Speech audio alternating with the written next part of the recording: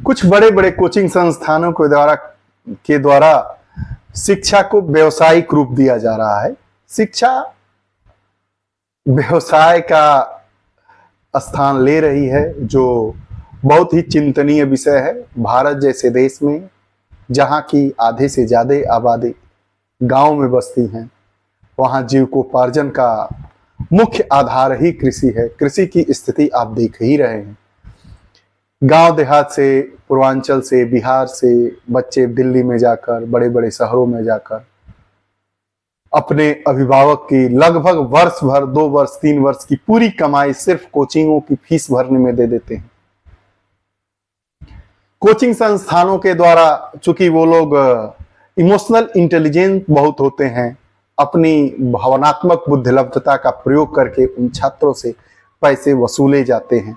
बच्चे खुश भी रहते हैं, परिणाम बेहतर नहीं आ पाता है, लोग अवसाद में चले जाते हैं और आगे क्या क्या होता है आप जानते ही। कोचिंग संस्थान, सभी कोचिंग संस्थान अच्छे होते हैं। उनका जो स्ट्रक्चर होता है, स्ट्रक्चर से हमारा लेना यह है कि जो उनका फी स्ट्रक्चर होता है, मैं वैसे बड़े कोचिंग संस्थानों से यह निवेदन करना चाहूँगा कि आप लोग सभी के लिए एक ही तरह की फीस न लगाएं। आप समझिए, अगर किसी के पिताजी इंजीनियर हैं, डॉक्टर हैं, वह लड़का तो आसानी से 2 लाख 4 लाख रुपए फीस के रूप में दे सकता है। लेकिन अगर किसी के पिताजी किसान हैं, मजदूरी करते हैं, तो क्या उसका सपना नहीं है कि वह अधिकारी बन जाए? सपना जरूर है।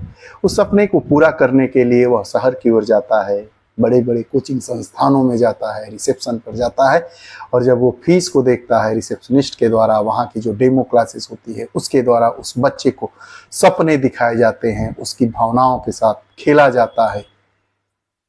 क्योंकि जो डेमो क्लास लेते हैं वह सुपर टीचर होते हैं इन मामलों में कि बच्चों को कैसे अपने कोचिंग की तरफ आकर्षित करता है। बच्चा रोता है, घर पर रोएगा, माँ बाप तो अपनी किडनी बेचकर भी बच्चों को पढ़ा देंगे, लेकिन परिणाम क्या होता है, परिणाम आप सब जानते हैं।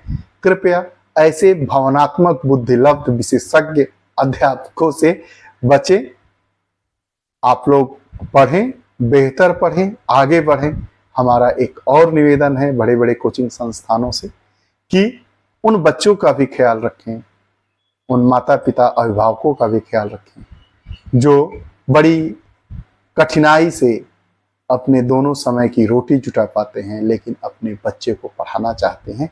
उनके लिए फी स्ट्रक्चर अलग रखिए, फैकल्टी को अलग मत करिए और उनको बढ़ाइए। देश बढ़ेगा तभी हम आगे बढ़ पाएंगे और जो भारत की 2047 तक विकसित भारत होने की संकल्पना है उसको बल मिलेगा और उसको सिद्धि प्राप्त होगी।